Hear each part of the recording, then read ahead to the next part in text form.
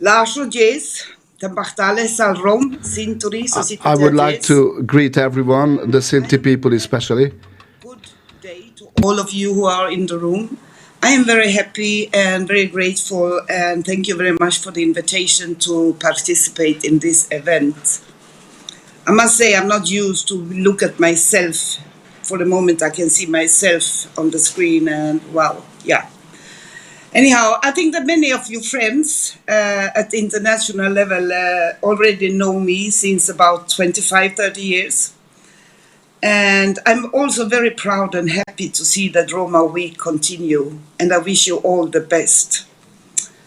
Since then, 30 years ago, a lot have changed, and Roma NGOs are more prepared and established.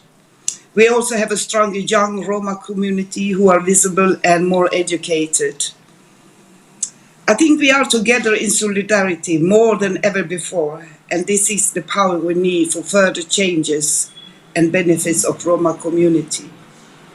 Also, the EU Commission do understand more and do a better work. The structures of our society is built on by patriarchal capitalism, the root cause of all forms of racism and gender inequality, built upon the superiority of white men, built to strengthen and to keep their power, political and economical power. In this world order, we Roma are the lowest of all groups of minorities. May it be indigenous people, people of color, women, disabled people, LGBTQIA, and we are all described as weak and vulnerable. I, as a Roma and woman, am not vulnerable or weak. But I, as a Roma and woman, often find myself in vulnerable situations because of weak structures, injustice, and anti-gypsies. We have been deprived of our fundamental human rights. We have been enslaved, disowned, persecuted, exterminated, dehumanized for centuries in Europe. Anti-Gypsies is the belief that Roma are inferior, capable of less, having no prospect or will to catch up with the non-Roma, that we are unfit to be good citizens of the countries we are born and have been living in for centuries. And the anti-Gypsies is also the actions built on this belief.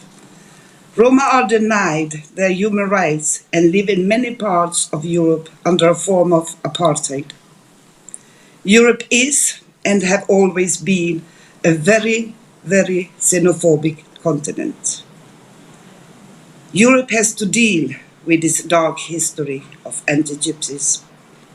I don't think I need to speak about how anti-Gypsies look in practice. You are all aware of how bleak the life of most Roma people in Europe is and how limited their life prospects are. The situation and living conditions of Roma shows the failure of EU as a project, which should be founded on the values of respect for human dignity, freedom, democracy, equality, rule of law, and respect for human rights, including the rights of persons belonging to minorities. There are data showing that for centuries there has been and still is persistent and structural anti-Gypsyism at all levels of the European society. It also shows that both member states and EU programs and funds are discriminatory, since they do not take into account the challenges and the realities of most of the Roma as citizens of Europe. Therefore, they do not close the gap between Roma and non-Roma. The data about the Roma people's access to education, employment, health and housing, justice and fair policing, their being victims of discriminatory birth registration, hate speeches and hate crimes, all reveal that member state governments have not taken their human rights responsibilities seriously. The lack of political will And policymakers' incompetence is a huge problem fighting anti-Gypsies. The best time in my life was my time as a member of European Parliament. 5 years of hard work, cooperation with Roma NGOs, to open up the parliament for grassroots experts from civil society, academics and other human rights organizations, to change the social perspective into a human rights perspective. My first goal was to achieve the official recognition of the existence of anti-Gypsies, to get the definition adopted, and then to officially recognize the Roma Holocaust. In 2015, we achieved to have the adoption of my resolution on the occasion of International Roma Day, Anti-Gypsies in Europe, and EU recognition of the Memorial Day of the Roma Holocaust during the World War II. The establishment of a yearly Roma Week in European Parliament. I am so happy that my EP colleagues, Romeo Franz, Peter Pollack, and other non-Roma colleagues are continuing the work with Roma visibility in the European Parliament. As a next step, I have drafted my report on the fundamental rights aspect of Roma integration in the EU, fighting anti-Gypsies, which was adopted by the European Parliament late October 2017 with an overwhelming majority. In the report, we list the demands and recommendations on what to do in each and every possible area. We also highlighted that the most important issue is to remedy the root cause, anti-Gypsies, and the importance of creating trust between the majority society and the Roma. I would like to share with you my recommendations. The new EU strategy framework should be fully implemented and monitored. Policy measures against anti-Gypsies must be multidimensional and grounded in scientific knowledge, which presupposes funding and structural conditions for independent and academic knowledge production at national as well as European levels. All forms of anti-Gypsies must be condemned by judiciaries, parliaments, other political bodies, and public inquiries. A clear condemnation and sanctioning of anti-Roma hate speeches. The setting up of Truth and Reconciliation Commissions.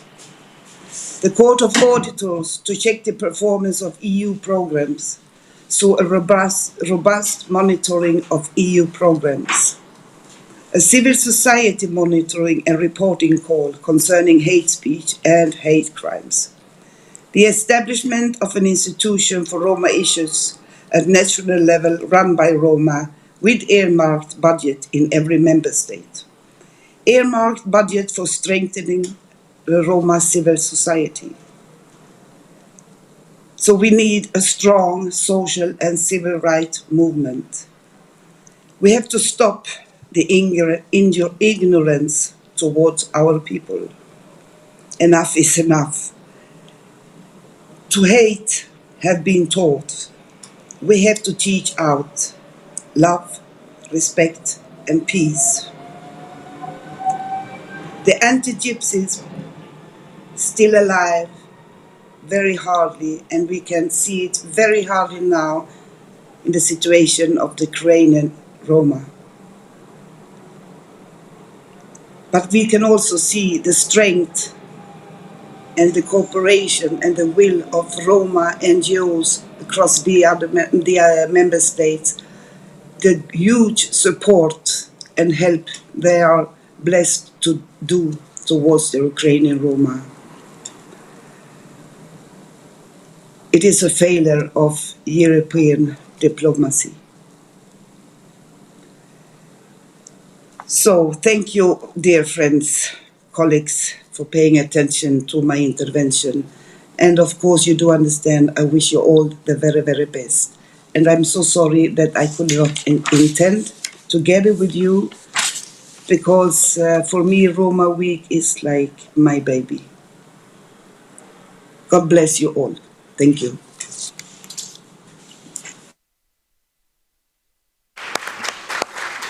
Many thanks. We had to start with Soraya because she had to leave. She had another appointment, and I would like to stress her calling for solidarity among us, among Roma organizations with Ukrainian refugees.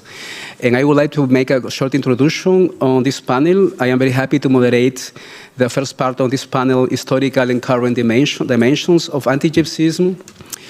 We do believe that we cannot fight the anti-Gypsyism nowadays without knowing and understanding how was the anti-Gypsyism in the past. With this event, we would like to contribute to the way of a new appraisal of the history of anti-Gypsyism and its link to the present. This event is organized by the Central Council of German Sinti and Roma.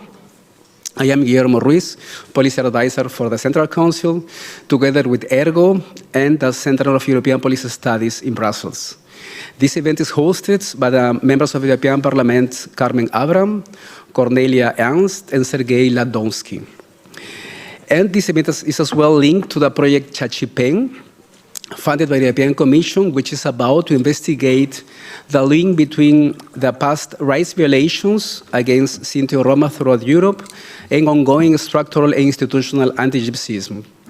There are some changes in the agenda. Cornelia Ernst from the United Left is unfortunately sick. She cannot make today the concluding remarks. And Ismael Cortés, also speaker today, member of the Spanish Parliament, apologizes he cannot be today here with us, and Julius Rostos as well not. Then I would like to give the floor to Mrs. Carmen Avra from the Socialist Group so that she can give her opening remarks. Thank you very much. I hope you can hear me. I didn't have a chance to have a test. Can you confirm you can hear me well? We can hear you. Perfect. Okay, great.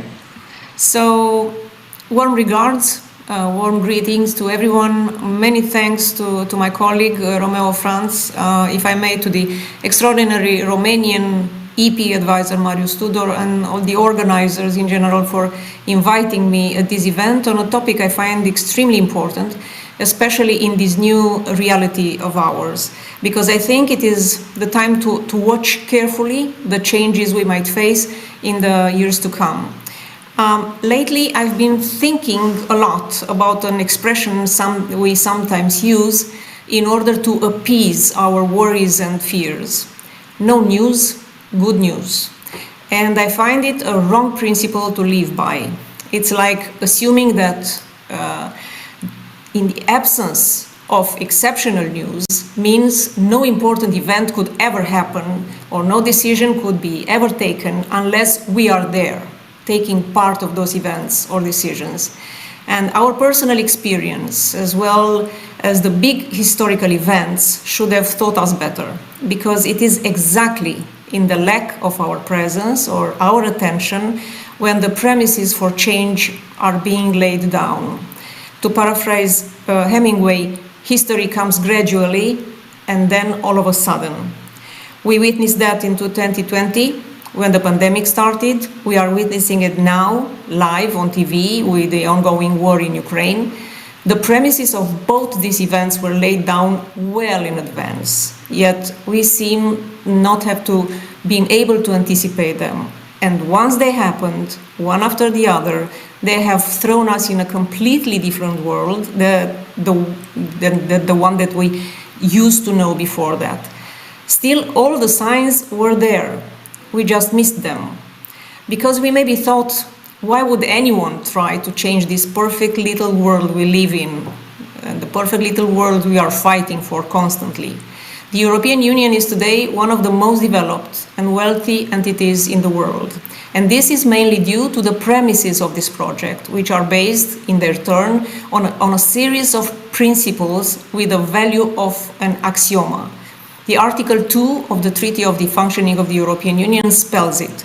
The Union is founded on the values of respect for human dignity, freedom, democracy, equality, the rule of law, and respect for human rights, including the rights of minorities. Year by year, these values have shaped the collective European consciousness. EU programs and the EU decisions have become more and more efficient, not everywhere and not at their maximum capacity, but by comparison to the moment we've started, the improvement is visible. In times of peace and prosperity, forms of discrimination and abuse diminished. Not enough, but still, they did diminish. Yet, I think nowadays everything we accomplished could be put at risk if we'll keep ignoring the early signs. The pandemic has been the first one we skipped.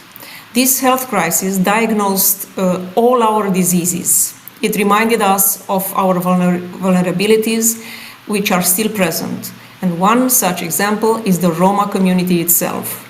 Despite the general mobilization, poor Roma families have been denied access to information, to medical equipment, and healthcare assistance.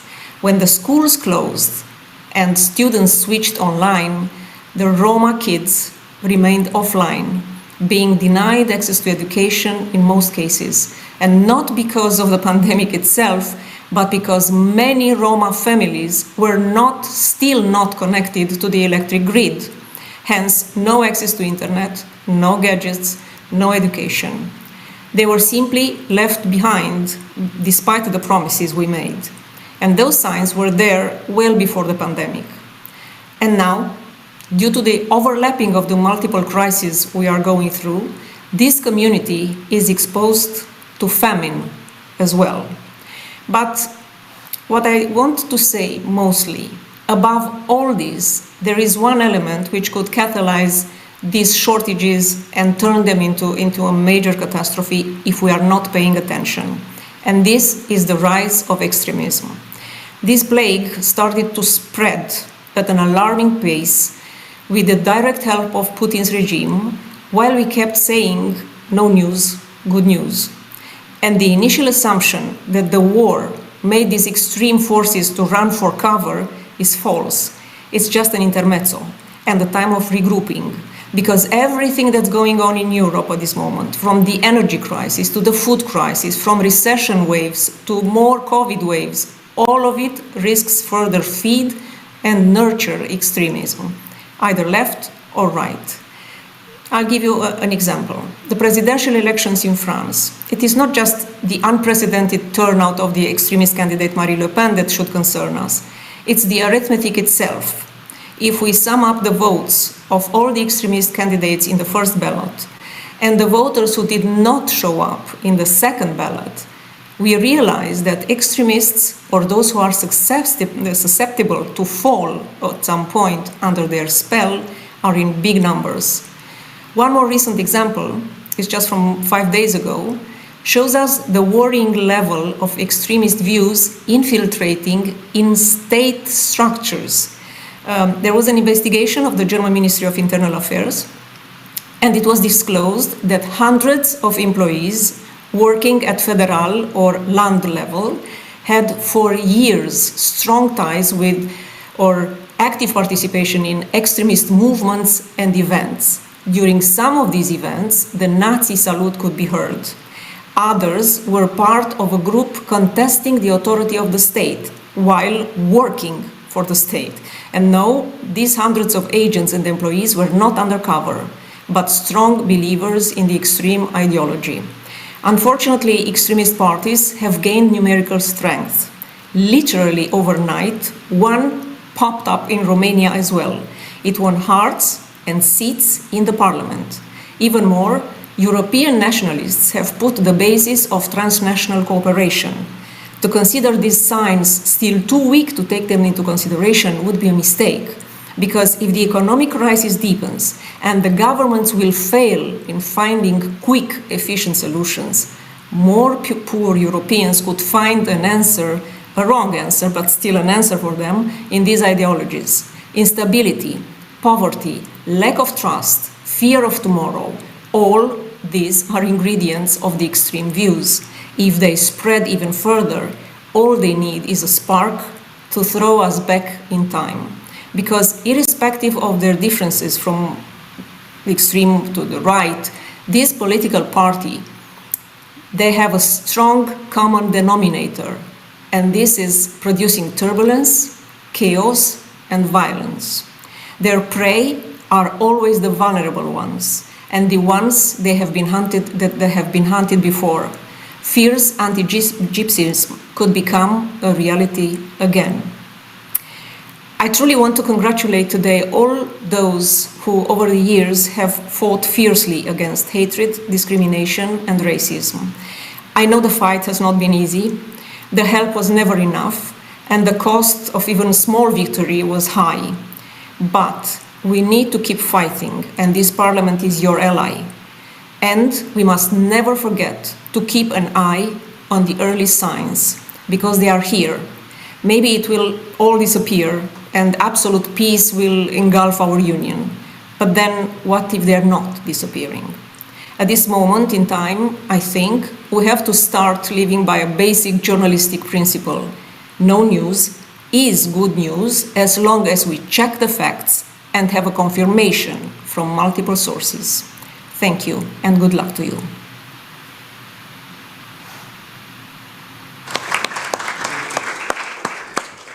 Many thanks to Mrs. Abram for her opening remarks and for her calling up to fight the right-wing extremism that affects extremely our communities. I would like to continue showing a video with a statement of the chairman of the Central Council of German Sinti und Roma, Romani Rose.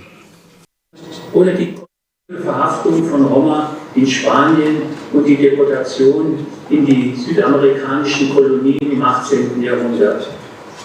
Aber lassen Sie mich auf den ersten Punkt meiner Rede zurückkommen und über die systematische Entrechtung und Vernichtung im NS-Staat sprechen.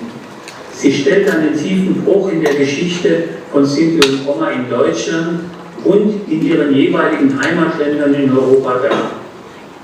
Während die Anerkennung der Shoah die Voraussetzung für die Wiederaufnahme Deutschlands in die internationale Staatengemeinschaft nach 1945 war, wurde das Verbrechen an unserer Minderheit verdrängt und geleugnet. Es fand weder eine politische noch eine juristische oder historische Aufarbeitung dieses Verbrechens statt. Erst in den 80er Jahren gelang es der Bürgerrechtsbewegung in Deutschland, die Deutungsmacht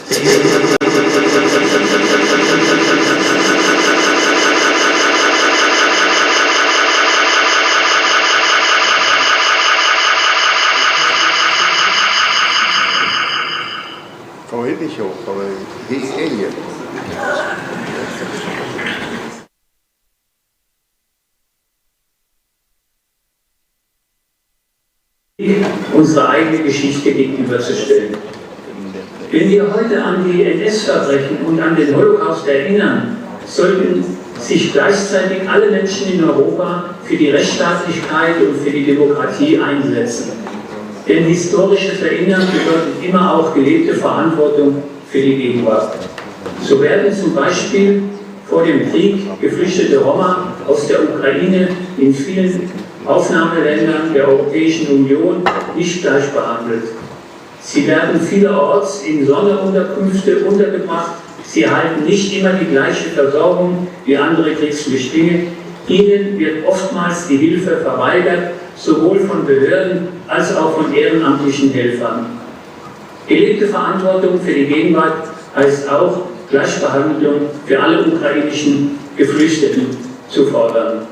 Diese Verantwortung müssen die Regierungen der EU-Mitgliedstaaten, aber auch die jeweiligen Zivilgesellschaften gerecht werden. Meine verehrten Damen und Herren, der Antiziganismus verhindert, wie wir wissen, die gleichberechtigte Teilnahme von Sinti und Roma in den europäischen Gesellschaften. Die Ächtung des Antiziganismus ist nicht die Aufgabe der Minderheit selbst. Es ist die Aufgabe der Gesamtgesellschaft und ihrer Institutionen. Dies darf aufgrund der jahrhundertenalten Geschichte von Sinti und Roma in ihren Heimatländern von den jeweiligen Nationalstaaten nicht in Frage gestellt werden. In den vergangenen Jahren gab es auf höchster politischer Ebene einige Initiativen, die den Antiziganismus in den Blick genommen haben. Auf gesamteuropäischer Ebene war das vor allem der im Herbst 2020 von der EU-Kommission angenommene strategische Rahmen zur gleichberechtigten Teilhabe von Sinti und Roma. Damit wurde eine langjährige Forderung des Zentralrats deutscher Sinti und Roma umgesetzt. Dies möchten wir anerkennen und dafür danken.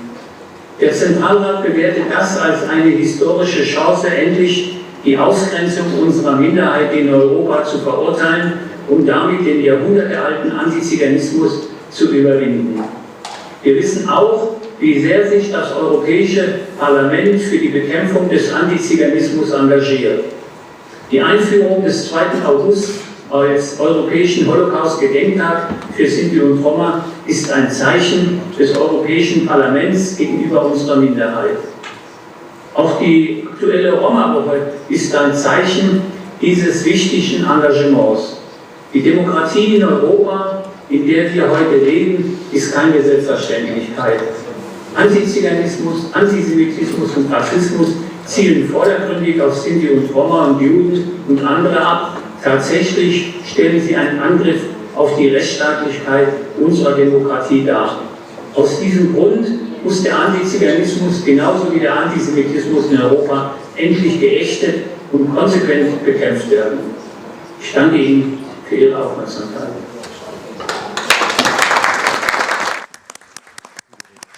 We had the words of Romani Rose. I would like to stress that Romani Rose calls up for equal treatment of Roma refugees from Ukraine. Roma refugees from Ukraine are facing discrimination almost everywhere, also in Germany. There are survivors of the Holocaust, of the genocide among the refugees. Many Germans seem to have forgotten that these refugees are descendants of survivors of the Holocaust. Many thanks to you, and I would like to pass over to my colleague Stefan Müller for continuing this panel. Thanks a lot. Yeah, hello. I would like to welcome to our next panel, which is dedicated to the topic uncovering historical rooted anti-Gypsyism. My name is Stefan Müller, and I work for the Central Council of German Sinti and Roma.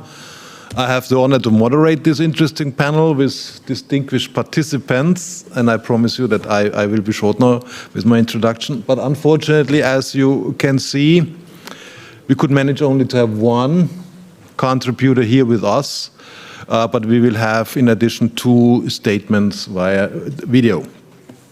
We have Annabel Carvalho Mesa with us. She is the European Project Manager Coordinator at the Federation of Roma Associations in Catalonia, Spain.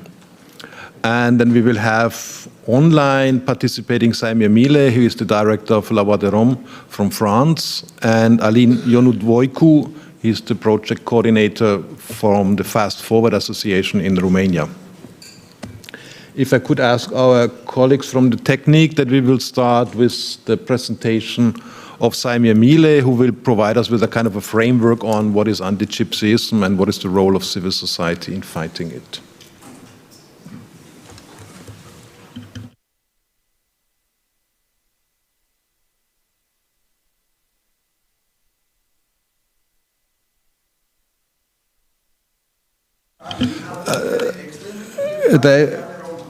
There is a question in German. He would like to pose a question to me. I would like to recommend that we do it at the end of the session because we prepared this now. Wir können es auch gerne so machen, dass wir diese Session durchziehen und danach machen wir es gerne. Ja? Aber bitte live für alle. Ich habe eine sehr wichtige Frage. Können wir gerne danach machen. Ja, aber lassen Sie uns bitte erst das so durchziehen. Danke. Are not ethnic categories, but social categories. Romanians are free but poor peasants, while the Tsigan, Gypsies, are slaves. During this factory, Romanian-speaking factory of Gypsies, as I call it, this period from 1387 to 1865, which is the abolition of slavery, during this 5 centuries of feudalism, all Roma are slaves, but all slaves are not Roma.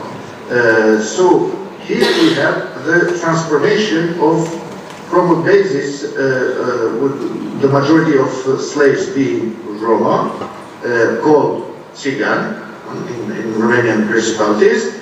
This category becomes a social category, exclusively a social category, which is actually the asocial category, as we will see, because while the free peasants are still human beings with a soul, this is not the case of the Tsigan, who are considered as animals, as property of their masters only.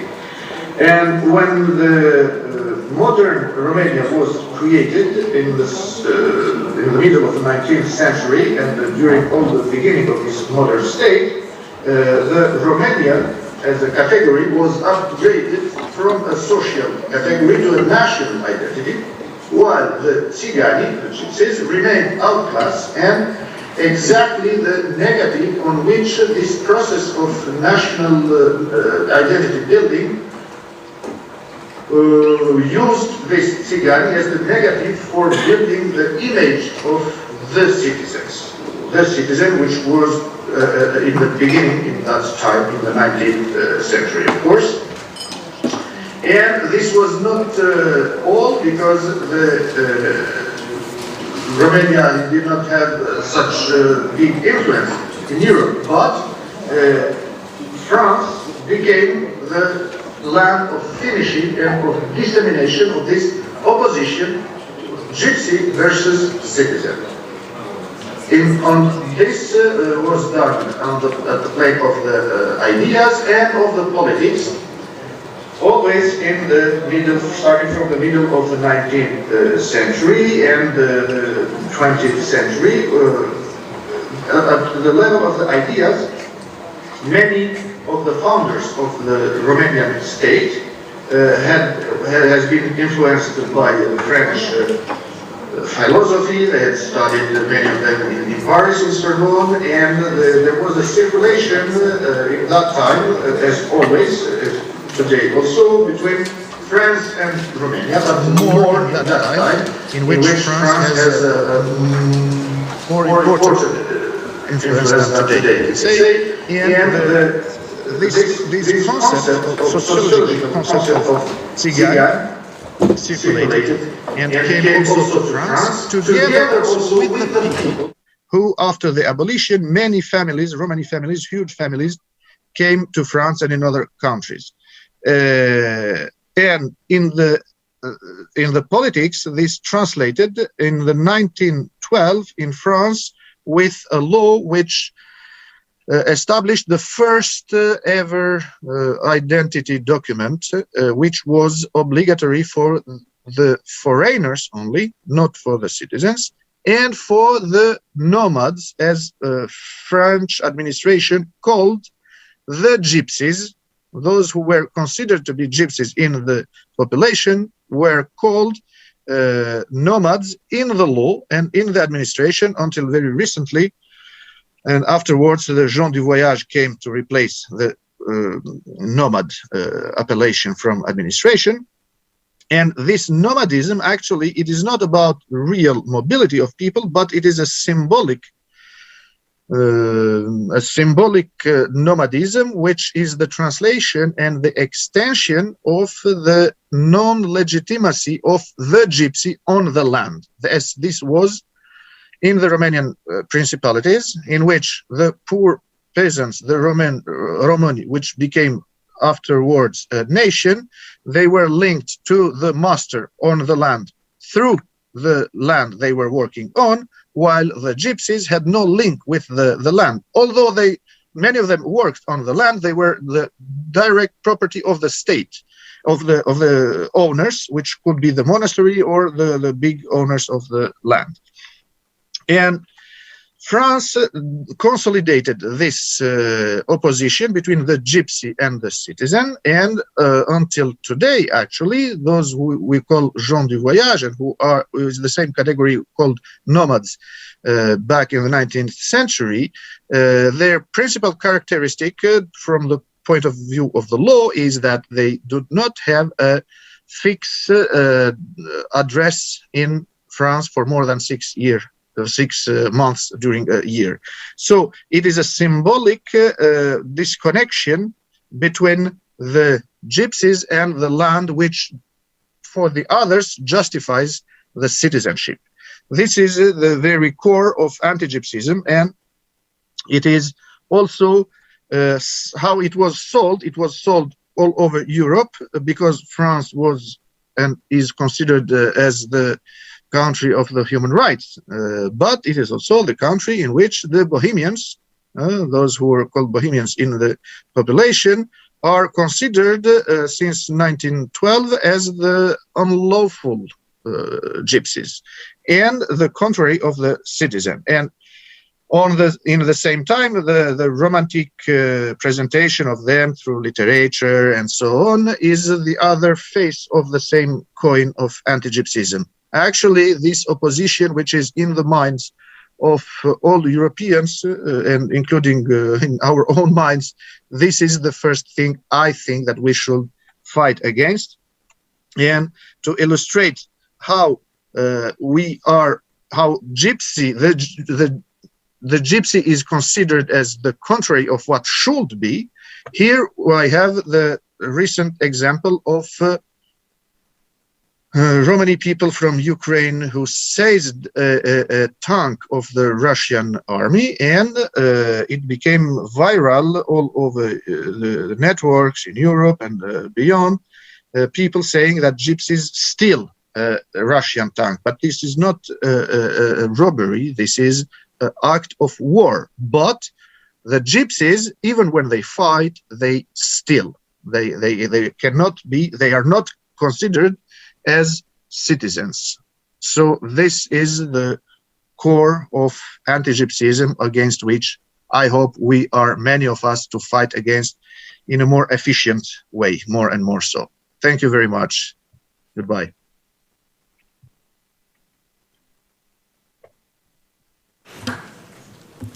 Thank you very much to Saimi Emile to this interesting overview and looking also at the historical roots of anti-gypsyism. I will directly pass the floor to Annabel Carballo Messo, who will talk about the importance of the Chachipen project and also about current political developments in Spain and the relevance for the grassroots level. Annabel. Thank you, Stefan, for the presentation. So I try to be short because I know all of you are tired and we are all hungry, so I try to be short to finish as soon as possible. I would like to start with a few sentences about the Spanish context. I won't go deeper on the historical anti-gypsyism because my colleagues will speak about it in the next panel. But I would like to make clear two issues. You know, in Spain, first, anti-gypsyism didn't start with the Franco dictatorship in 1939, and it didn't stop after his death in 1978. So this is very important. Before 1939, there were more than 300 anti-gypsy laws in Spain, including slavery, with the deportation of many Roma to the American colonies, and also the first attempt of a genocide against Romani people by a European mother state in 1749, what is well known as the Great Gypsy Run-Up. And anti-gypsyism didn't stop with the eradication of the last anti-gypsy law in Spain in 1978. So this is important to know. The second issue I want to make clear is I would like to dispel the widely held myth that Spain is a good example of Roma integration. Well, if we understand integration as a synonym of assimilation, then yes, Spain is maybe the best example of integration of assimilation. But if we want to understand integration as a synonym of inclusion, then Spain is in the same situation as the rest of the European countries. So please, every time you hear about how good Spain did in the past, just think that the Romani people in Spain cannot speak the Romani language. Traditional jobs are lost. There is no traditional clothing anymore. So if you want your own country to be as good as Spain, just think the high cost that the Roma people in Spain paid, a highly cultural cost. And still today, more than 80% of the Romani people in Spain are living in social exclusion. Saying so, I will focus my intervention in two parts, as Stefan mentioned. I have only 10 minutes, and people who knows me, they really know that my capacity of synthesis is not very good, but I try to do my best. The first part, I will speak about the importance of the Chachipen project in Spain. And the second part, I will focus on how all this policy development that is going on right now in Spain, important, reach or don't reach the community, or in other words, does all this policy development really have an impact in the lives of the Romani people in Spain? So, regarding the Chachipen project, you know, for us as FAGIC, one of the main goals, or the most important goal for us, is to investigate the truth. What happened to Roma across Europe, but in our case, in Spain. Why this is the most important goal for us? Because Roma don't know their own history. And what is even worse, those Roma who really know the history, maybe they know better the history from the 15th to the 18th century, but we don't know anything about what happened recently in the last 60 or 70 years, what happened during the Spanish Civil War, or what happened during Franco dictatorship. There is not a single research about recent Roma history in Spain, and no a single research about contemporary anti-Gypsyism in Spain. This is why we, FAGIC, believe this is the key element for us in this project. Why? Because if we know the truth, then we can ask for recognition. Without any research of proof of what happened 60, 70 years ago in Spain, we cannot ask for recognition. We can ask for recognition for all events, but we cannot ask what happened recently, and we still have testimonies about it, but we have to collect them and to prove that what happened recently in Spain. And if we ask for recognition and consequently response for this historically root and systemic anti-Gypsyism in Spain, maybe we can have justice and seek for equality and not a discrimination. For us, this is a debt of Spain to the Roma people, and we need to know the truth and what happened. The second part, and maybe the most difficult, is about the policy development that is going on in Spain. Probably we are in the best political scenario in Spain. We have currently 3 Roma people in the Spanish parliament. That is historical for us. We also have Vox in the Spanish parliament, and for us is like the right-extreme political party. But we have 3 Roma that for the first time since the first elections, that Tío Juan de Dios Ramírez Heredia was there, we have 3 Roma people in the Spanish. And I think this is maybe our best political scenario, so we have to take profit of this. I didn't want to focus much on the policy development because Ismael was going to speak about it on the second panel, but unfortunately he cannot make it, but we still will talk about this on the second panel. I just want to mention 3 important issues that is going now in Spain at the state level. The first one is like from the next school year, 2022-2023, is mandatory to teach Roma history in all secondary schools in Spain. So this is for us is like a big success as a Roma organization. Materials are already being done with the participation of the Roma people. Teachers must be trained. I ignore how this training is going to be. But even for us as a Roma organization, this was a big success. The reaction by the society was terrible. You really don't want to know the comments on the social network about the incorporation of the Roma history in the schools next year. It was terrible. Even the reaction by the teachers who are going to teach this Roma history in the schools was very aggressive and against about it. So let's see how the teaching goes next year. The second important issue that is going now in Spain, and today, this afternoon, is going to be a new session, is the recently created subcommission in the Spanish Parliament to study the possibility of having a state agreement against anti-Gypsyism. I don't want to go deeper because one of the promoters was going to speak on the second panel. Ismael is not here, but we will talk on the second panel. But just to let you know that Spain has only 7 state agreements since democracy, and the last one was in 2017 against gender violence. So just take in bear the importance of this state agreement against anti-Gypsyism for us in Spain. And the last issue, and I think also very important because it's very recently, sorry, can you hear me? Yes? Okay. So 2 weeks ago, it's about the incorporation of the anti-Gypsyism in the Spanish penal codes. It happens only 2 weeks ago, and after of many battles, years of battles of Roma NGOs, finally we have the anti-Gypsyism included in the Spanish penal codes. So, as a Roma organization, which advocate for all these policies and also for the Roma rights, all this policy that is going on the Spanish parliament is very important for our work, you know, because we were really pushing for it. But as an umbrella organization, and also as a organization who is keeping dialogue with politicians, but at the same time who is working with the community, we have the big challenge of how to bring all this is happening on the political level to the communities. How really all these policies that we think they are very important, can we reach, or how can we reach the community? So it's a real impact on the lives of the Romani people. It was mentioned on the.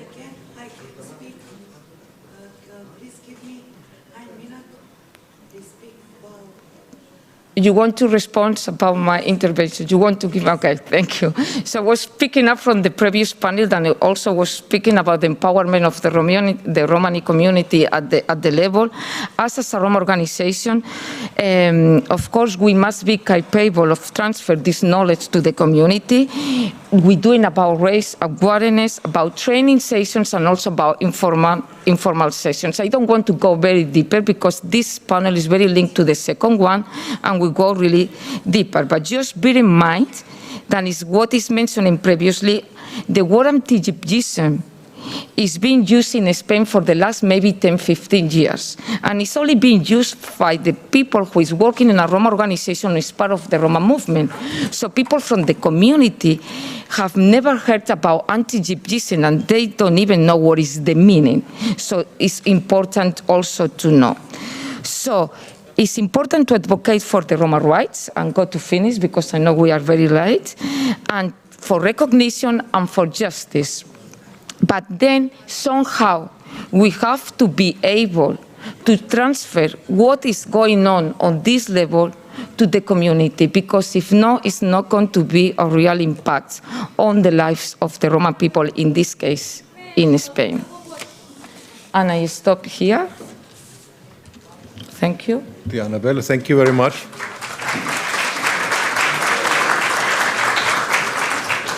A well-deserved applause. Thank you very much for this comprehensive and interesting overview, and also showing that also in Spain we do not only have positive developments or positive sides, but also negative developments and negative sides. I have another bad news for you. We wanted to have now Alin Ionut Voicu from Romania, but he is in the hospital. So we have to skip his online presentation, which I wish him all the best first. But on the other hand, we can use this time what we have now for the questions. We had two questions already scheduled.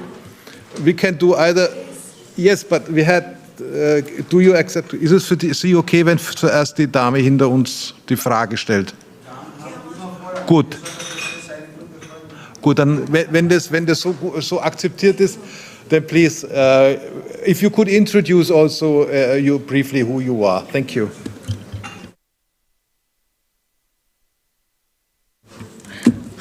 Microphone. Avem să stai Bahtale Sauren, me Pușov Daniela Irina Măgureanu, Bugene Catecai Pinjaren Masam activisto, independent, mai but pe politikalni strana.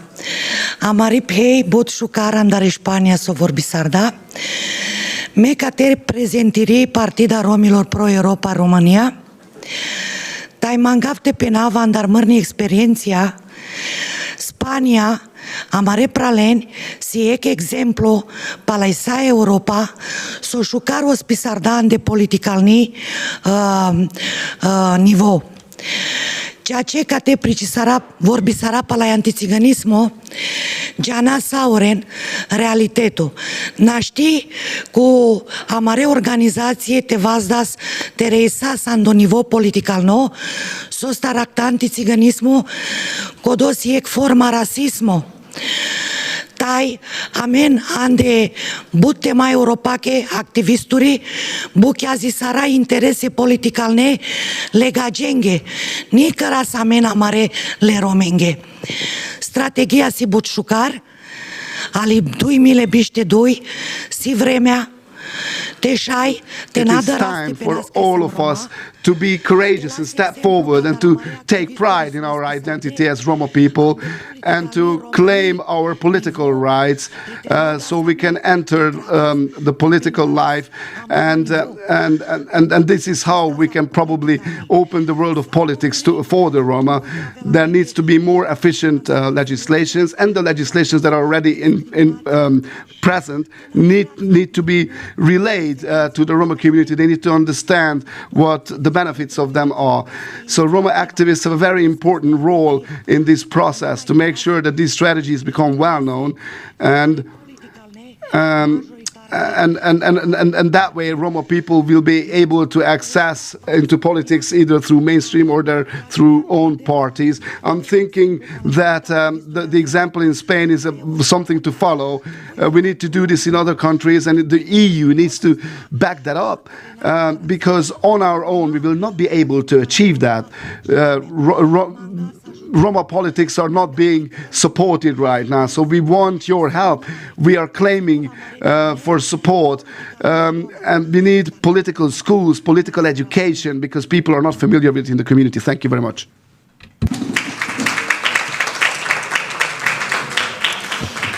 Just to mention one issue, I mean, the three Roma representatives in the Spanish parliament are being there in three mainstream political parties. So there is no, in Spain, the Roma is not recognized as a minority, so there is no any quote on the Spanish parliament. They are there because they are part of the three mainstream political parties. That is also important, okay? So they were elected not by the Romani vote, they were elected also by the society vote, because with the little percentage of the Roma vote, maybe they didn't manage, and also because it's very complicated, the political electoral system in Spain. I don't want to go deeper, but it's also important to have them in three different political parties. Two of them are in the coalition of the governing now, the political parties that are governing Spain. So I think it's important somehow.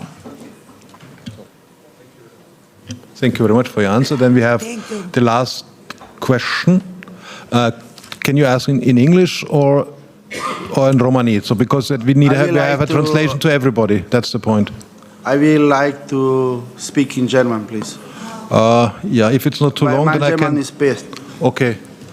If you make short brief sentences, then I can translate into English.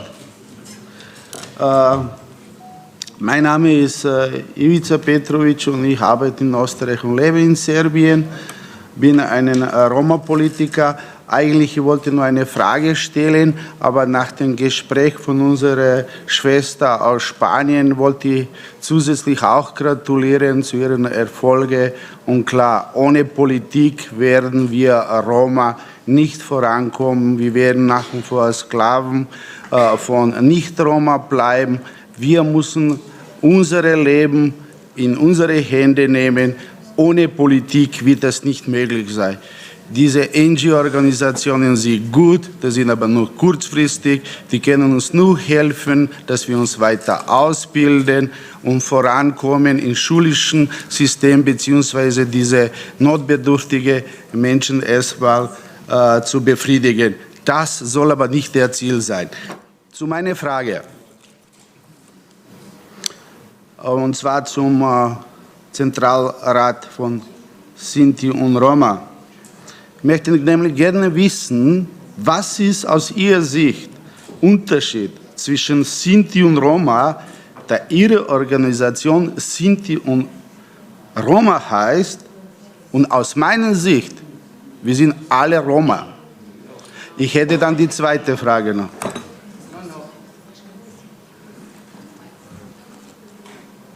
Meșa pina romane. Aki me putem acaba. Me putem acaba. So they are from the Central Council in Germany. So they are called, in their name they got Sinti and Roma.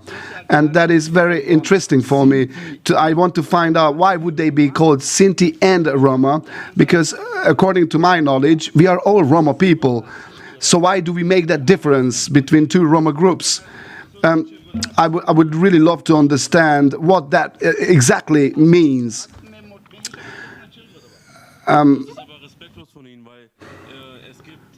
Ist sehr divers. Es gibt Calais, es gibt Roma, es gibt Manouche, es gibt Sinti und jeder hat das Recht, sich so zu benennen, wie er möchte.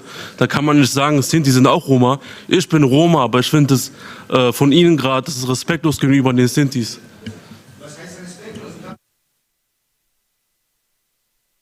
Wieso heißt diese Organisation Sinti und Roma? Gibt es da Unterschiede zwischen Sinti und Roma? Ich bin nicht aufgeklärt worden. If I briefly translate, I don't know if everybody could get what is the issue about. First, he thanked to the successes what Annabelle said about Spain, but primarily it was a question he raised to us from the Central Council of the German Sinti and Roma, why we are called Sinti and Roma. You pretend not to know what is the difference and that it's a very open and naive question. I can only adhere to what our young colleague was saying. There is a self-determination, and if people want to call themselves Sinti, the other call themselves Roma, other call them Manouche, Calais. This is the decision of the people. This is not my decision, and I think it's also not the decision of somebody else. But on the other hand, I do not see that I'm now in a position to discuss the denominations of people at this forum when we talk about something else. We have one, I see one more, no, okay, then we open up now Pandora's box, I have the impression. We have now lunch. I saw We have the panel. yeah.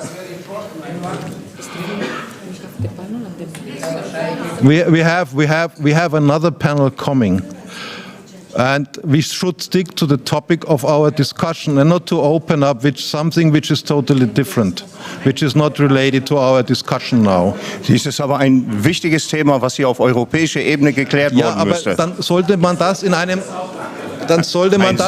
Rahmen vorgesehen ist und nicht, wenn wir über das Chachipen-Projekt sprechen, das damit relativ wenig zu tun hat. Ja. Okay. Wir werden es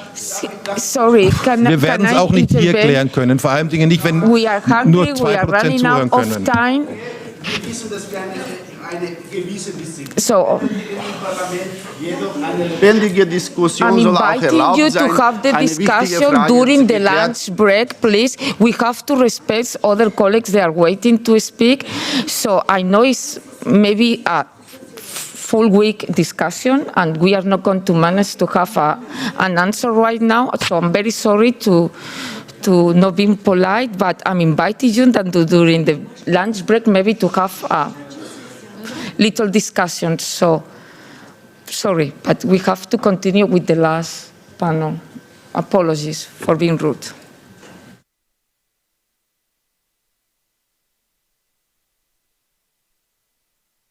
Mein Name ist Mario Franz. Ich bin hier Sprecher von der Europäischen Interessengemeinschaft der Sinti. Hier ist Schweden, Holland, Österreich, Schweiz, Frankreich vertreten, sich in diese Frage Sir, I'm sorry, hier zu I am the äußern. moderator of the session. Thank you so much. I have to start by apologizing to all of you on the fact that we are running out of time. As you all know, we have started today's events a bit late. And so everything has been delayed further. We are on a strict timing because we have people waiting on the other side online to speak. As you could see, some people had to cancel because everything has changed. We have our very nice translator who hasn't had a break from this morning. He is interpreting by himself alone. We have dear guests here, MEPs, that are waiting to speak. I understand this is a forum of the European Parliament where citizens are coming to say, to speak their mind, and it's very important to us. But at the same time, we do have a schedule. We have the catering here waiting also to feed you, and so we hope you also have the chance to eat before the next session. And so please use the opportunity of the fact that we are all here together inside European Parliament to use the time to speak amongst ourselves in the breaks, in other sessions. So please try to respect the time and let us get on with the panel as it was scheduled. I thank you so much for the understanding, and I will start now the second panel of this event, which is towards achieving transitional justice and reconciliation for Roma and basically the Chachipen initiative. So this panel by itself has been built in a way where it has been envisaged to be built on a project that has been financed by the European Commission, DG Justice, which is called Chachipen, is being led by the CEPS think tank in Brussels, and is being implemented together with various partners, amongst which the Central Council for German, Sinti and Roma, the main organizers of this event, but also with the Ergo Network, which I represent here, and with our partner countries in Spain, on my both sides, with the FAGIC organization association that you have already heard speak Anna before, but also with our Romanian partner, Fast Forward, that was not able to also be online because, again, we had to change the time. And so this panel was envisaged to build on the conversation of the first panel, but also of the event this morning, which was in the framework of the initiative that the Ergo Network has launched, the Decade of Anti-Gypsyism, but also on previous initiatives. You heard Soraya Post speak this morning about her work in the European Parliament a few years back when she launched she issued this important report on the fight against anti-Gypsyism, and already started to talk about important terms that we are going to discuss as well here, which are transitional justice, restorative justice, historical justice, like our Spanish colleagues might want to use, but also about the process of reconciliation that is needed for the past injustices that Roma have suffered from. And so this panel is really aims to build on all this conversation and give more food for thought and help us move towards really taking concrete steps in this process. Now, in our panel for today, we have, again, a few people that have to drop, either for health reasons, like in the case of Julius Rostash, who was actually the lead expert on developing the research project for the Chachipen project on the state-of-the-art transitional justice. Unfortunately, we cannot hear from him. And also we have Ismael Cortez, member of the Spanish Parliament. Fortunately, has his duty in the Spanish Parliament and he cannot be here, but instead Ana Carvalho, it was very nice to take a few points that she will want to share with us. Now, the first speaker is online and he will enter now. It's Marcus End. Marcus is a political scientist and holds a PhD in education. He is a scholar at the Center for Research on Anti-Semitism and the head of the Society for Research on Anti-Gypsyism. He was a member of the Independent Commission on Anti-Gypsyism of the German government, and his research focuses on theoretical and terminological questions regarding anti-Gypsyism methods and didactics of educational work against anti-Gypsyism, as well as qualitative empirical analysis of anti-Gypsyism in media, police, and social work. Thank you for inviting me. Please give me a short feedback that you can hear me well.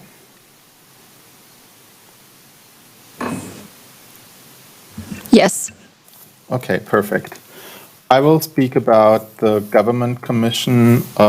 We called ourselves Independent Commission on Anti-Gypsyism, and the report we filed. And I will give something like the historical context of this commission. I will tell you about the 6 main recommendations we made in the report, and I will tell you about 2 of the main studies we ordered.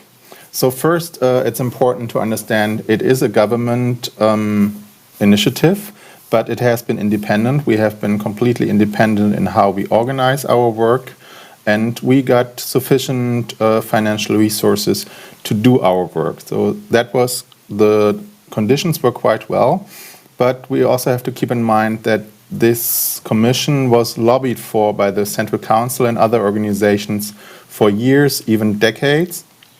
So it's not as if the government of Germany suddenly decided, oh, it's important to do something about it, but it was pressured by the organizations of German, Romani, and Sinti people for years. That's important to keep in mind.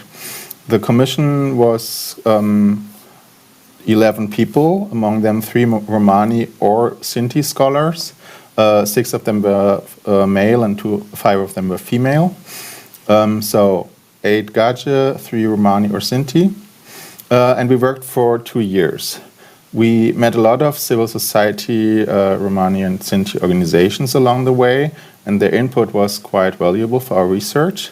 What we didn't achieve, what we planned in the beginning, but because of time restrictions, it was not possible, that we started with the input with a large conference so that we could hear like all the organizations. It was only possible to get their input along the way later on while we were conducting our work.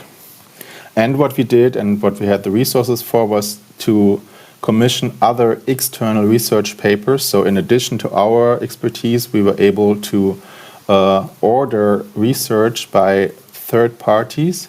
So that was something that gave us the means to really start new research about anti-Gypsyism in Germany. I will come to that later. Very shortly on the 6 main recommendations, there's recommendations on nearly every field. By the way, there's until now no English translation, but it's still planned, so we are working on that. The first 2 recommendations are of an organizational level. We recommend a specific commissioner for the fight against anti-Gypsyism on federal level. And the second recommendation is that this is supported by equal commissioners on Länder, so regional level. We have to say the first recommendation is already partially fulfilled by the government. There is a commissioner appointed, and we are quite happy about that. We have to see about the full recommendation, as we recommend that this commissioner is provided with sufficient funding to conduct his work. And until now, it's only 2 weeks since he is started his work, so I don't really know about the circumstances, but we have to be very aware there that this is not something that happens on paper, but that he's not given the means and the resources and the people to really conduct his work. So this is something we have to be very aware of, that it's not only a representational thing, but that he's really able to do his work. That was the first 2 recommendations, so the government or the federal level and the Länder level. The third recommendation sounds pretty strange, as we all would think that there has been a general acknowledgement of the National Socialist persecution, but until today, and in contrary to other persecuted minorities, Sinti or Roma have to individually prove that they were persecuted as individuals. And there's not an acceptance that there's this general hypothesis in German government that every one of those people has been persecuted, and this has severe consequences if people want to get compensation money and so on. So the third recommendation is all about really fully acknowledging the genocide and fully compensating fully as much as possible, but really compensating the people and their ancestors for this persecution in Germany, but also in other European countries. The fourth recommendation is really important to us. All of them are, but this is something that can be misunderstood quite well, and it is also very much connected to the Chachipan project.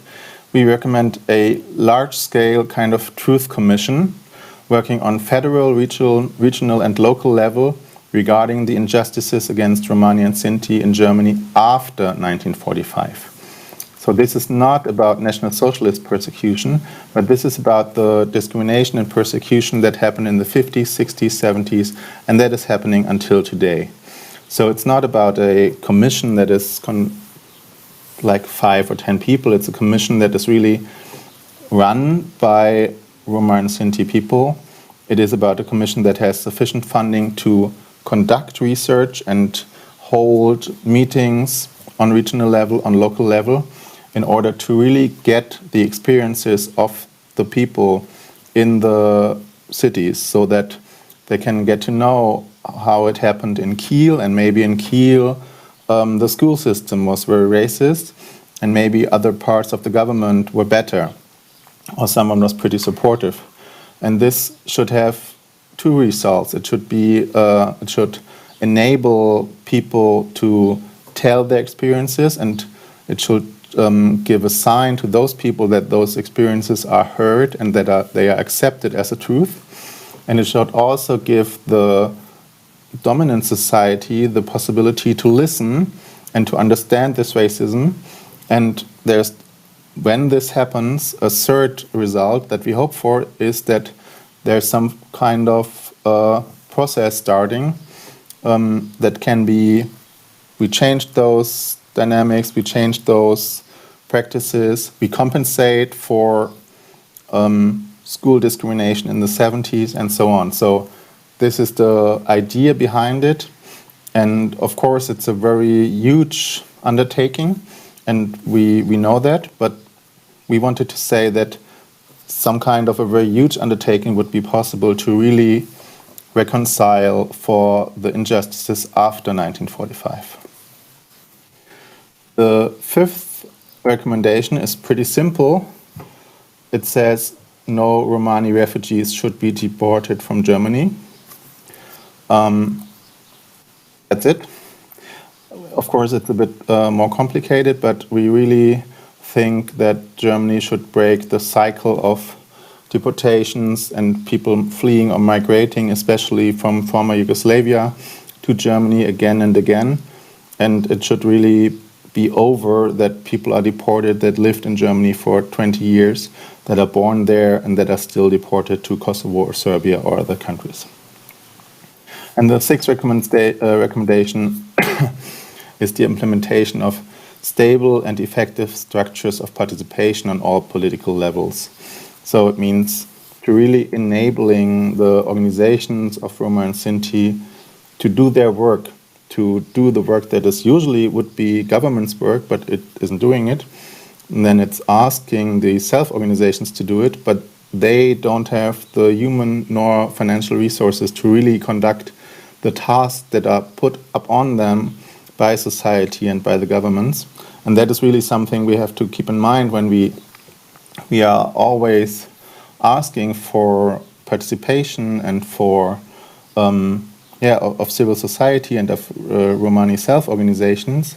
But at the same time, if they are not given the means and the resources to do that, it becomes kind of a cycle, a negative cycle. And this is very important, that the participation is on stable structures, that is financial and human resources are there, and of course also that it's a participation that is ensured on all levels, that it's really that those voices are heard, that they are heard in order to make political decisions.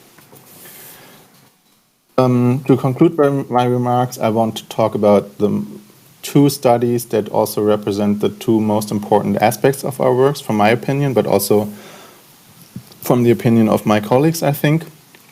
And it's also the two biggest studies that we or that we ordered by third parties. The first study is about the experiences of Roma and Sinti in Germany, experiences of racism mainly.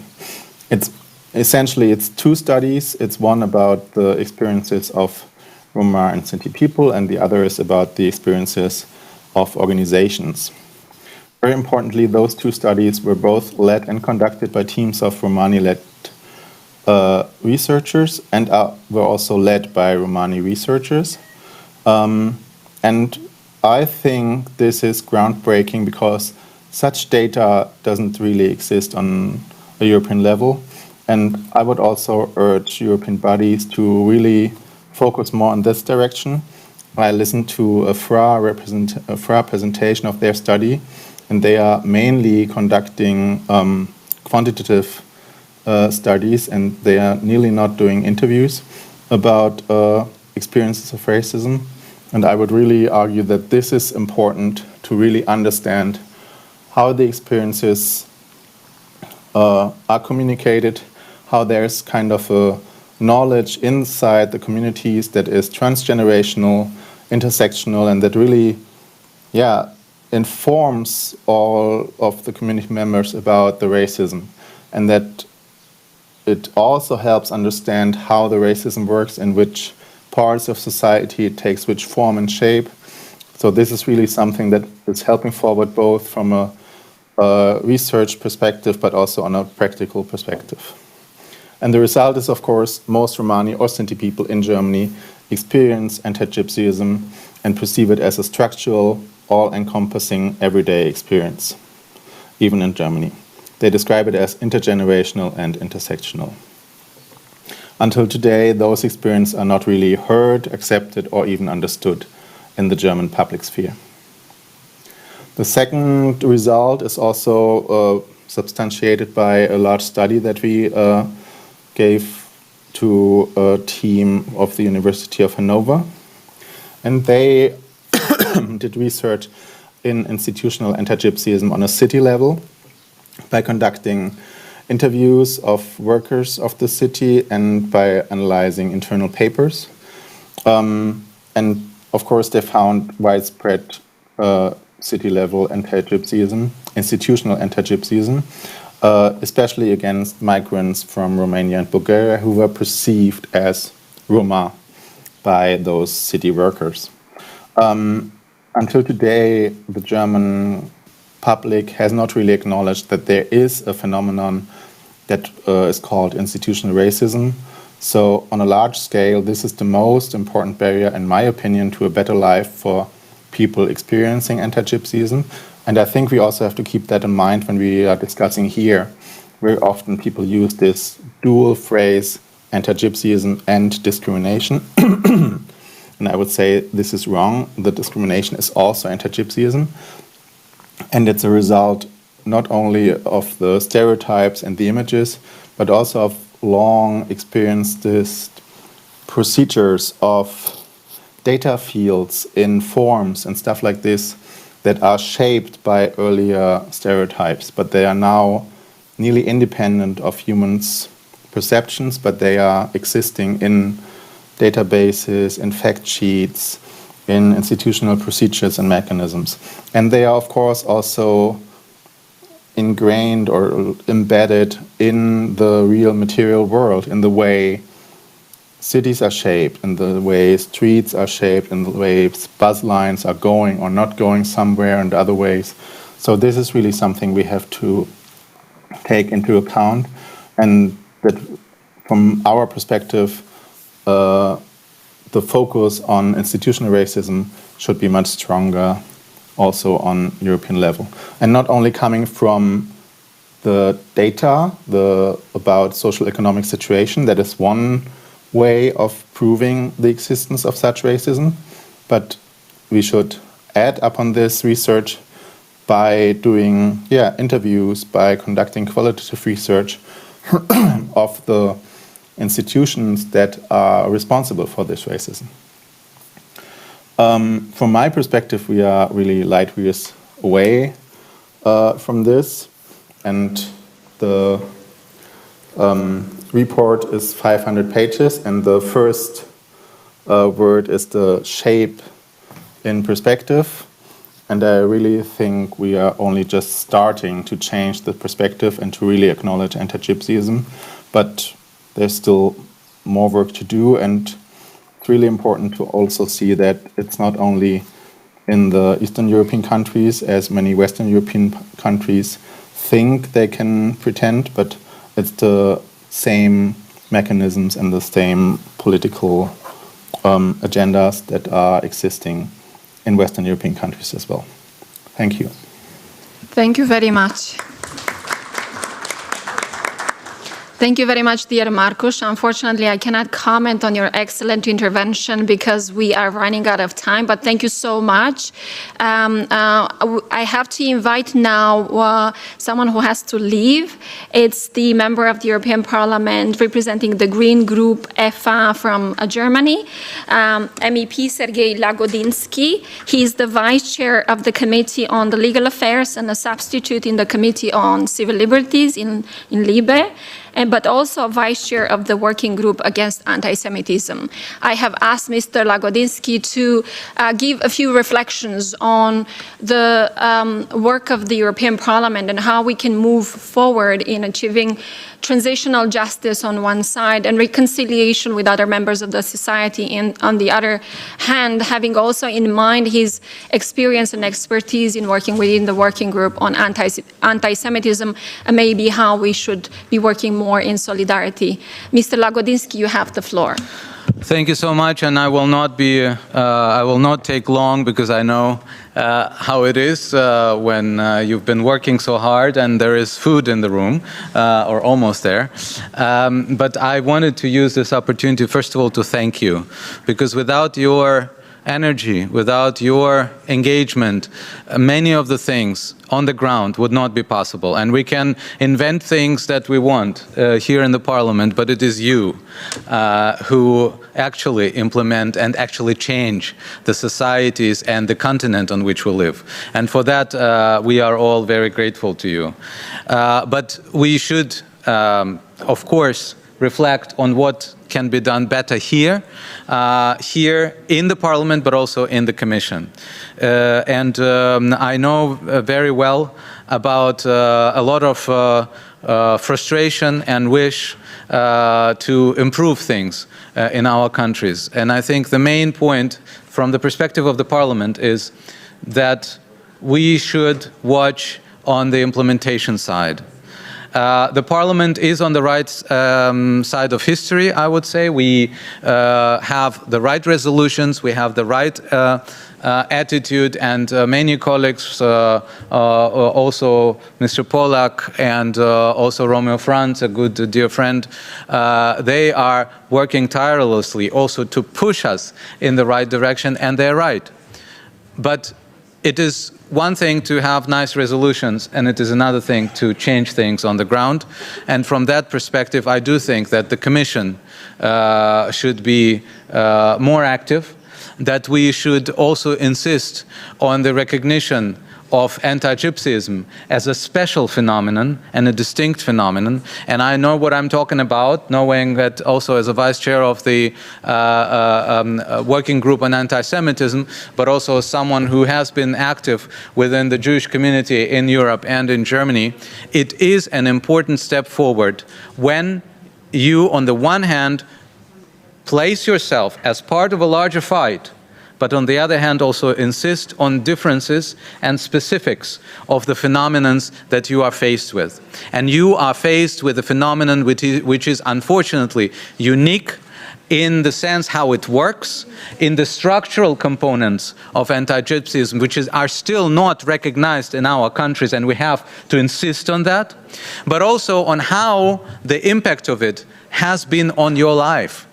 on life of your families, your communities, on life of our families and our communities, because Gypsy communities, as they were called here, and I call them Romani communities, I still cannot and do not want to use this, Romani communities, Sinti and Roma, we should find the right terms for that, but you know what I mean? These are our communities. And this is the step that hasn't been done, that hasn't been mastered by our European countries. Every time when I talk about this, I suddenly end up in a migration discussion.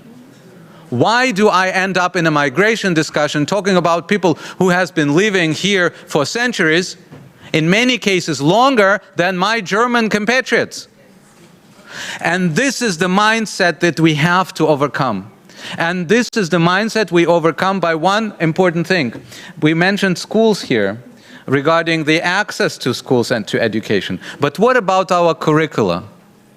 What about looking into curricula in our school programs and university programs, for example, for teachers? We have been talking about this on anti-Semitism very long time, and we have moved forward there. So let's move forward also on the issue of Romani people in our school and university curricula, because that's where the mindset is starting.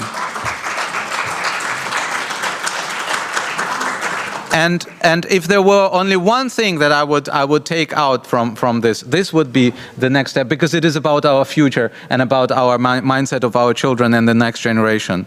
So, recognizing anti-Gypsyism as a special phenomenon, recognizing that anti-Gypsyism starts in the mind of people and needing to change this mindset. And also, and there we are on the topic of this panel, and also start discussing the historical dimension and the dimension of restorative justice and historical justice of this point. I wrote a PhD on how German law has contributed to restorative and transitional justice between Germans and the Jewish community. Well, maybe it's time to do PhD in research and to bring it back to our societies on the same issue with Romani communities, because we take your communities for granted. Our societies take the presence of your communities for granted. We have not learned the lesson that we cannot take communities of victims for granted in any society, in any continent. We have to work hard to deserve this life together. Also on the side of the community of perpetrators. And at least in Germany, but also in many other countries, we have a lot of criminal past to think and to compensate for. So this would be the third point that I wanted to make. Let's talk openly about that, and let's see what conclusions we draw from this discussion about our past and how we can actually restore, compensate, discuss about this, but this is a discussion we desperately need. So thanks a lot again to you, and let's continue discussing this.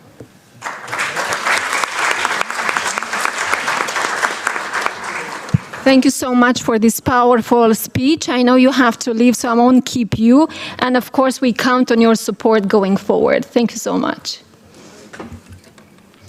Now we will continue with another speaker, someone who can give us more feedback on what Mr. Lagodinsky was speaking about when mentioning restorative transitional justice, but also on the work that has been, research work that has been done in Spain. So now I'm going to present to you Pedro Casermeiro. He's an expert in the Chachipen project for Spain, and he's also a psychologist and a member of the Romani Ciclovne organization that works to promote Roma culture and history within the educational system and to support Roma students. Pedro is also project coordinator and head of the virtual Romani Museum of the Catalonia, and he's also a trainer of Romani and Caló language. And he's currently collaborating in the investigation of the Chachipe project in Spain. And he will speak about the first results of the research on anti-Gypsyism in Spain, especially focusing on the period of time in Spain of the Franco dictatorship. So Pedro, you have the floor. And if we can keep it short so that we can allow maybe a couple of questions. I see people are still here with us, so very much appreciated. Good morning, well, good afternoon now, everybody, yeah. I will try to be brief, okay. We were talking about justice, transitional justice, okay, which is a process, is a tool that from politics we have to look to the past and to try to understand the causes of the situation of Roma nowadays, okay, because without understanding why we are in this situation, we are not going to solve it. Okay? We have the example of many decades of working with Romani politics, and the results are always the same. We are not touching the structure of anti-Gypsyism. So I'm cooperating in one research in Spain, and we are making interviews to Romani victims that never has been asked about their past. Okay? So before of understand their testimonies, I'm going to make a small context of history in Spain to understand that anti-Gypsyism is not about 20th century, it's about all the history of Roma in Spain. Okay? I'm telling Spain, but we arrived before Spain exists. Okay, anti-Gypsyism exists before Spain exists. Okay? The analysis of history shows more than 200 laws against Roma people in the Spain or in the Peninsula Iberica. Okay? And those all laws were looking for assimilation, expulsion, or extermination. Okay? The first one was at the end of the 15th century when Roma were forced to stop their mobility and their jobs were forbidden, okay, were prohibited, and they were obligated to work for a lord in the field. Okay? What the government wanted with the Roma in that time was Roma to work in the low-level jobs that were in society. Okay? Years afterwards, what they want is Roma to stop speaking Romanes. Okay, nowadays we don't speak Romani language in Spain. They prohibited also the jobs. They prohibited the clothing. They prohibited any kind of identity trait. Okay. Despite of all those laws, Roma continue to be Roma and to be differentiated to non-Roma. Okay. The price, more exclusion and more laws. Okay. The climax in Spain of those persecution of Roma was in 1749 with an attempt of a genocide. The night of the 30th of July of 1749, the infantry, the army, broke into all the Roma homes and they were arrested. And they were arrested during 17 years. Okay? They separate men from women and children from their mothers because they want to cut the transmission of Romani culture. May I make a small announcement, please? Ladies and gentlemen, the lunch is going to be served starting with now. You will continue the event, of course, but you will continue the event. I'm just kindly asking you, while you grab a sandwich from there, just to pay attention to Isabella and her colleagues until the end of the event. Why we do it? Because we are running out of time. At 2 o'clock, the next event must start. But of course, we can also be late. We can understand. But I know you are hungry. So just, with small feet, go there, grab a sandwich, put it on your table, eat, and just listen to our colleagues until they finish, probably in 15 minutes or 10 minutes, something like this. Okay? Okay, I will try to finish in 5 minutes, okay? So, very few years after, in 1783, Carlos III repeat a new law, and they give freedom to all the Roma who were still alive arrested. Okay, Roma were arrested during 17 years. So, they received the freedom And they receive a new law, repeating the same things. You cannot speak your language. Even he prohibited the word Gitano. The word does not exist, so the people under that name is not existing anymore. But they allow to Roma to work in any kind of trade. This is the only one difference. Okay? After that, in the 19th century, the only laws targeting Roma were focusing on Roma livestock dealers. Okay? They asked all the Roma who were working, selling livestock, cattle, to have a documentation of any animal and any kind of purchase or sale they made. Only for Roma, not for non-Roma dealers. Only Roma ones. Okay? So in the 20th century, before Franco arrived, it was decreed the vagrants law.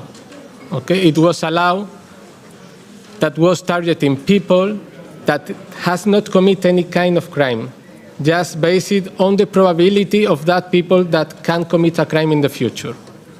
Okay? It was based on the concept of social dangerousness. It means that if you look like a Roma, you were suspicious to commit a crime, so you could be punished, only for that reason. Not much changed. Okay? Few years after arrived Franco, and when Franco took the control of the country, in Germany was starting the darkest years of history, and Franco started to cooperate with Hitler. Okay? Few years ago, we knew that, and it was very few years ago that happened, that a journalist found a list of Jewish people from Spain sent to Hitler. Okay? So very probably there is a list of Roma people also sent to Hitler. Only the names. Okay? And also it was pointed out by Ian Hancock in one of his books. There is no proof by the moment, but it's probably that it happened in some moment. What really happened, well, what happened and we know, is that in 1943, in the Code of Guardia Civil, the National Guard, there were decreed new laws that they were supposed to make a scrupulous surveillance of Roma people. Okay? So it means that the Civil War could go to check any Roma in any place, to ask about their movements, to ask about their clothing, to ask about their pertenances, belongings. Okay? So if we add the law background and the Code of Guardia Civil, they have the complete freedom to do whatever they want with Roma. Okay? All the interviews we have made, it has been to victims of Guardia Civil in that time. So what we had is different testimonies about violations, harassment, for example, children who had bought something to eat. Imagine in the 40s, the 50s, they had no receipt of what they had. So police took from them. Also, what they make is to cut the hair to Romani women. For example, there is also one testimony explaining that in the livestock fairs, Civil War was waiting in the entrance of the village, waiting for Roma. And when they arrived, they took their documentation, they took away the traditional stick, the ram, and they cut the hair of Roma. It was an humiliation. And also, if they found during the fairs Roma who were drinking, they were arrested and beaten. Even sometimes they were murdered. Okay? One of the testimony tell us about one Roma from Malaga who was killed in Granada, and still there is his grave in Granada, and the family is going to visit him. Okay?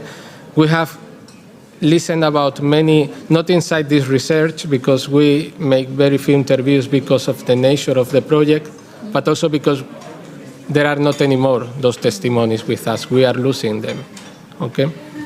So for us, the importance of this project is that if we don't add the narrative of the victims, we only have the narrative of the oppressors. Okay? If the Roma is not part of the history of the country, we are not there. And if we don't collect these testimonies that never has been collected in a very I don't know how to say, a strategical way, they will disappear and they will never exist.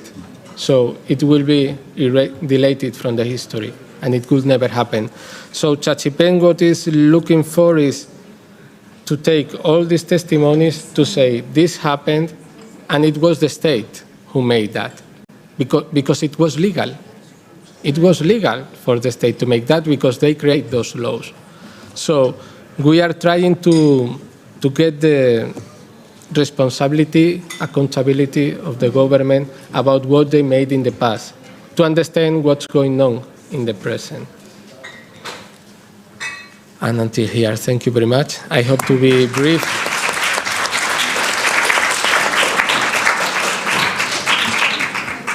Thank you very much, Pedro, for a most interesting presentation about our past in Spain. So I hope we will still, now that we are getting lunch, so maybe we still get a chance to have a short conversation with you as well.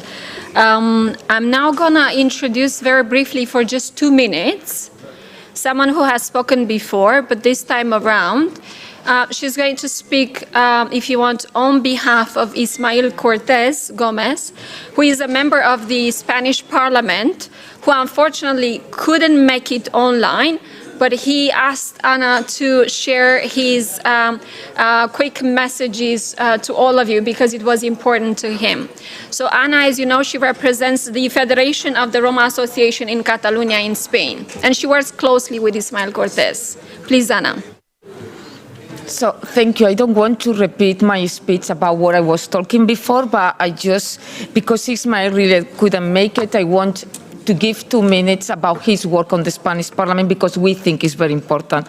And it comes very close, connect what Pedro just mentioned. After 600 years of persecution and discrimination in Spain, as I mentioned it before, for the first time, we have modified the Spanish penal code, so with the inclusion of anti-Gypsyism as a specific category inside the hate crimes. And this is very important because I'm talking on behalf of Ismael, this is the words of Ismael. This law protects all the Roma in Spain. They can report and they can put in working the mechanisms of protection against anti-Gypsyism right now in Spain. Also linked what Pedro just mentioned it about the we need to collect the testimonies because we really need to know the truth if there is no Roma narrative on the Spanish history. And this is very important because also now in the Spanish Parliament is a big debate about the memory law, historical memory law, that it has been approved recently. And luckily we could include also the Roma history inside. So the project goes really in parallel with what is going on the Spanish Parliament. So we have to work together, thanks to Ismael on his work on the Spanish Parliament and all the other two Roma. We have to work closely to go on the same way, also to have this impact on the Roma community. And with this achievement, we cannot forget about the subcommission on to have this state agreement on anti-Gypsyism that is currently taking place in Spain. It will last 6 months. It started in January. And after 6 months, Spain will decide if we want this state agreement on anti-Gypsyism or no. And this is very important because it doesn't matter who is governing Spain. The law cannot be changed and cannot be eradicated. So it's very important.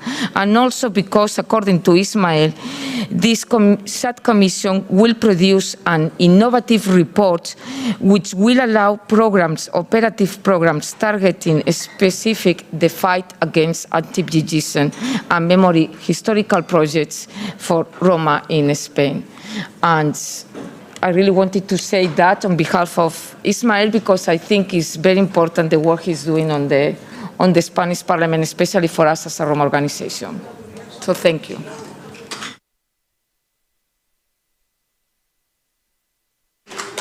Thank Thank you very much, Anna. And because you have been so graceful and understanding at my call for a bit of order, I think we can still, and also encouraged by Marius Tudor, I think we can still take 10 minutes to allow for some conversation and some reflections on everything that has been said. I think it's really important that we had the opportunity to have this debate today, focusing on two important dimensions. On the one hand, the fact that there are so many injustices that Roma had to suffer from within our history, and then the need for a process, an institutional process where we can call for transitional justice that would allow us not just to look at the past, but to determine the present and to pursue somehow a process also of reconciliation, which is the second aspect of this debate today. Reconciliation that has to happen with everyone at local level, at national, at worldwide level, because there is this resentment, I'm sure, on both sides, which we have to eliminate, or at least aim to decrease. And so I was very happy with the panel, and just to repeat a bit of or just to look a little bit of what the previous speakers have mentioned, and to go back to Markus, because I haven't been able to comment on what he has said. The fact that in Germany we do have now the Commission Against Anti-Gypsyism, and unfortunately there was an attempt from the commissioner to be here today, but he was not able to make it. But that's an important step on the fact that there is already the acknowledgement that anti-Gypsyism is not just something that happens to us by other persons. It's not inflicted on us just by other persons. It's inflicted upon us by institution within a structured and institutional manner. And so the response that we are looking for also within the project of Chachipe is that we need a structural response to address anti-Gypsyism, an institutional response. So seeing that at country level, we have these commissions more and more that have been established to address this aspect of anti-Gypsyism, it's really important, both in Germany and in Spain. So the work that our colleagues have been doing, it's so important. Looking at the past, understanding the past through the work of researchers like Pedro, it's so important to understand why we are living the type of anti-Gypsyism today. What is it that we have lived that is still kind of in the back of our minds, or at least of our parents? The fact with cutting the hair of Roma women, and so diminishing them to the point that they can't feel as women. It's an important recognition that this is part of our past. The fact that we have a EU-Roma framework that puts at the center the fight of anti-Gypsyism as a structural form of racism, it's really important. The fact that we have the European Commission, which established the EU Action Plan Against Racism, which also acknowledges the various forms of racism, among which anti-Gypsyism. These are crucial steps that the institutions have made. We just have to see how the governments are responding. As you probably know, because you have been working on this very hardly, your governments have produced national strategies on Roma, and so they had to work on these aspects as well, whether it was the historical aspect of anti-Gypsyism or the daily manifestations of anti-Gypsyism, which have been mentioned in the area of education, health, healthcare, social services, hate crime, hate speech. This needs to be addressed at national and local level. So I want you to reflect. I allow you a bit of time just to pick up your sandwiches. I see you are back on your chairs. If you have anything to add, a comment, a question, we can still ask our panelists. Thank you. Selma? Thank you very much. I just wanted to comment on this because we are now actually evaluating for this Roma civil monitoring, and now that you are talking about this historical legacy, I mean, it can be mentioned, or it will be mentioned in the education, but it's not somehow separately stressed to pay attention to this, you know, not only for children at schools or something like that, but kind of like that's our history as well, you know, the Roma history is our history, and so that's what we can mention extra. maybe extra in the comments, that they did not explicitly ask for us to evaluate that. And I also wanted to mention that previously I talked about this, my Roma colleague and a woman that I work with, and she told me that many young Roma now have not solved this issue of their Roma identity in the Czech Republic, for example, and that's a big tension inside, that they don't know where they belong and so on, and that we really need to step up with this process of making it what it is. It's not only past, it's what you said also, it's present and future. So just my comment, nothing. Thank you. Thank you so much, Selma. I don't know if our panelists want to reflect on this as well. Something from this project, what we try is to create commissions of truth and recognition and reconciliation, okay? And something important is to recognize what we did in the past, what the countries did with Roma, okay? It has been done by countries like Sweden, like Germany, okay? Recognize what we did. And then one thing that I think we can do to promote our culture is to have public cultural Roman institutions led by Roma people, but with public funding. And then the Roma will decide what to do in those institutions, what they want to promote. Maybe cultural production, languages, but it's depending on what Roma want to do in each region, each country, I think. Thank you so much, Pedro. If there are other comments or questions? Yes, I have a question there. Please, sir. Just more of a comment. Omward, Anyway Galway in Ireland, and I'm an Irish traveller. It's a pleasure to be here today. Just in the context, I suppose, I'm just listening to you about the importance that Roma, the history of Roma and culture is taught within schools. I know in Ireland at the moment we have the Traveller Culture and History Bill that's working through the Oireachtas at the moment, and I'm part of a group, a working group that's actually collecting and developing resources on traveller history and culture. So it is already, we've kind of progressed on a lot further with that and working towards embedding it into the curriculum of the Irish education sector. And I just want to say, I suppose I support, and I suppose we echo as well the same sentiments around the importance of educating the youth about our own place and our own identity as well. And it's very important that it's recognised. So I just want to thank you very much for your contribution. Thank you so much. We also have Markus online, so maybe he also wants to provide some reflections. Markus? Yeah, I wanted to make the point that it's also equally important that societies like the Gage, the dominant societies, really understand that they are shaped by anti-Gypsyism, that everyone among them profits from anti-Gypsyism, that if I go on search for a flat, I profit from Roma people and of course other people not getting a flat. And this, I mean, societies have changed and there's acceptance that there's stereotypes and there's racist talks and that there's right-wing, and I think this happened in the last decades, at least in Germany, but also on a European level. But this acceptance that societies are fundamentally changed by colonialism, but also by anti-Gypsyism, that's not really there. And I think it's hard, it's difficult for societies, but it would mean a real change in perspective. And I think this is not yet there, but we need to, work for this or fight for this. Thank you so much, Markus. If there are other comments or questions, otherwise I would invite my panelists to just give some final remarks and then we can conclude. Do you want to start? Pedro? Final conclusion. Some final remarks from what you take with you today from this discussion and the debate from earlier today, and how will you continue maybe your work? Thank you.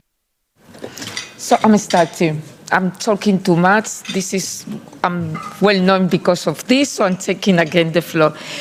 Firstly, even if something is also important to know, that to have all these policies that is fighting against anti-Gypsyism is not the final goal, it's just the beginning. So this is also important to have. Roma history included in the schools.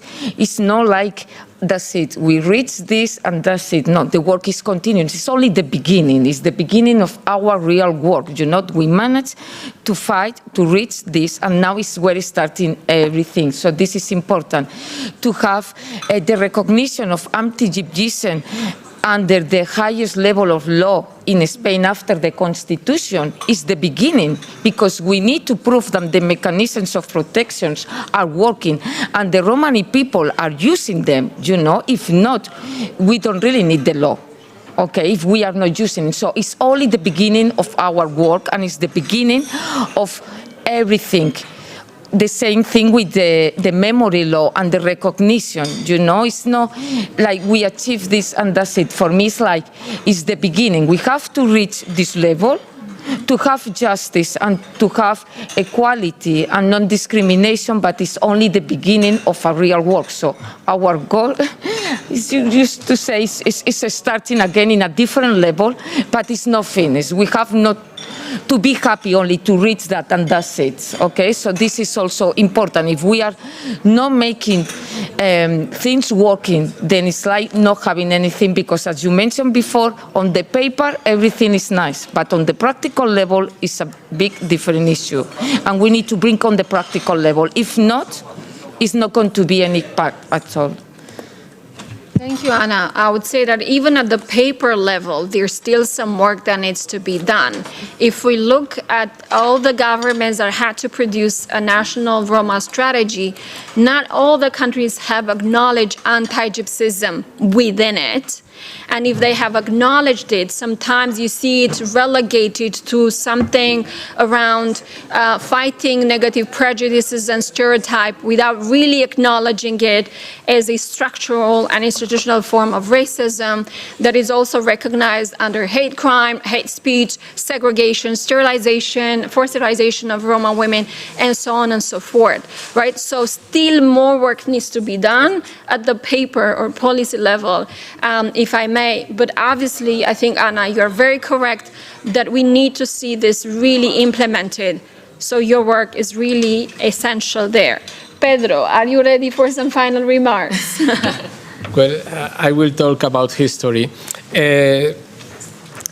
One of the best historians in Spain about Roma history, Bernard Leblon, in one of his books, talking about Carlos III. Carlos III was the one who prohibited the word Gitano, but also he allowed Roma to work in any kind of trade, and also he reclaimed to the trade organizations to accept Roma as workers, as trainees. But his conclusion was, one thing is what Carlos III wrote, and another thing was what the citizens think done. At the end, Roma were not accepted in any kind of job, because the citizenship didn't want Roma working with them, and because of the funcionarios, the public workers did not apply that law, apply what they think they had to apply. So we can have very good laws written, but if we don't advocate them to be accomplished, there is no law and there is no change. Thank you very much, Pedro. We have one more speaker. If Marcos is still online and he wants to provide some final remarks, Marcos, please go ahead.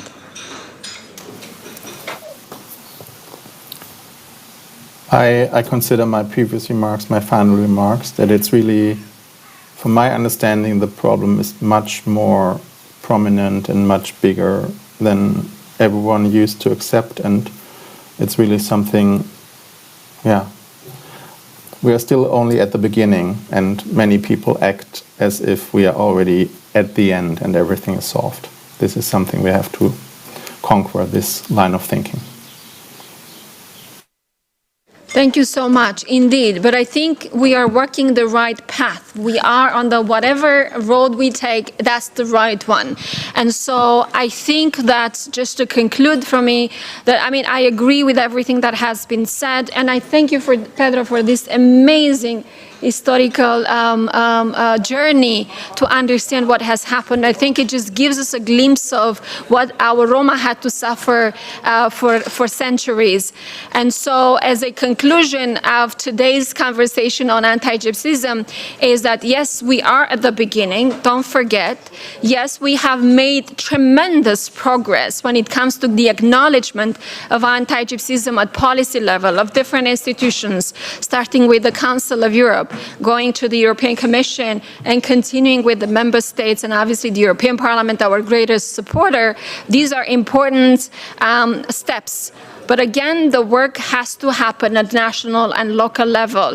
The acknowledgement, the debates, the understanding of the terms of the history taught in schools, the desegregation of kids being put in separate classes, in separate schools. It's really important. Fighting hate speech online and in person, fighting hate crime and police violence against Roma. These are all important steps.